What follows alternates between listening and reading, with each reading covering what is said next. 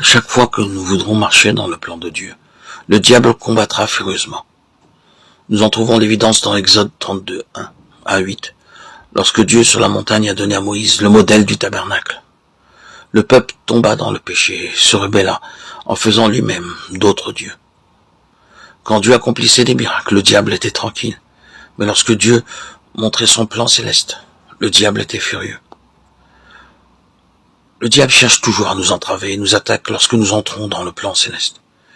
Il ne s'inquiétera pas si nous faisons ce que nous pensons être le mieux.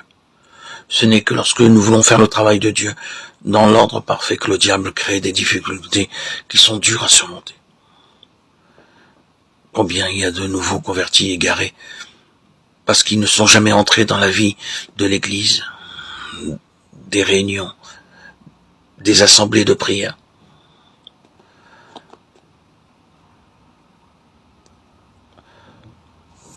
Soyons donc l'exemple donné dans Apocalypse 1, 10 à 16. Le livre de l'Apocalypse est un message donné par le Seigneur Jésus-Christ à l'apôtre Jean. En l'an 95, Jean, un homme de Dieu alors âgé, était emprisonné dans l'île de Patmos à cause de la parole de Dieu et du témoignage de Jésus-Christ. En tant qu'apôtre, il était découragé de voir le peuple de Dieu persécuté et dispersé, et se rappelait qu'un grand nombre avait été tué. Il était perplexe et demandait « Seigneur, que va-t-il advenir ? Si tant de tes apôtres élus sont en prison, que va devenir ton Église ?» Puis le jour du Seigneur, alors que Jean priait dans l'esprit, entendit une voix derrière lui, et il se retourna pour voir qui lui parlait. Pourquoi le Seigneur ne vint-il pas en face de l'apôtre au lieu de venir derrière lui ? N'est-ce pas parce que Jean regardait dans la mauvaise direction ? Et c'est sans doute, bien sûr, pourquoi il se découragea.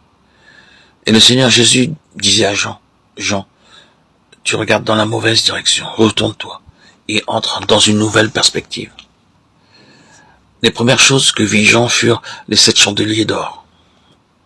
Vous pouviez penser qu'il verrait d'abord le Seigneur Jésus, mais non. Il nous est dit dans le verset 12 et 13 qu'il vit d'abord ces 7 chandeliers.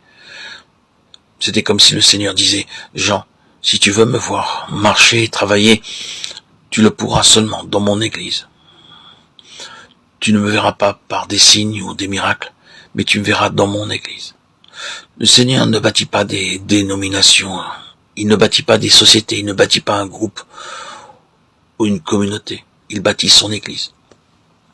Les croyants doivent être avertis encore et encore des pratiques, des rites, des coutumes et des traditions dénominationnelles.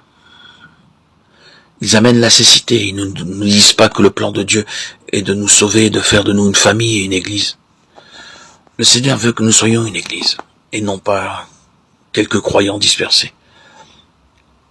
Le jour du Seigneur, nous nous assemblons autour de la table du Seigneur, et notre attention est fixée sur le Seigneur.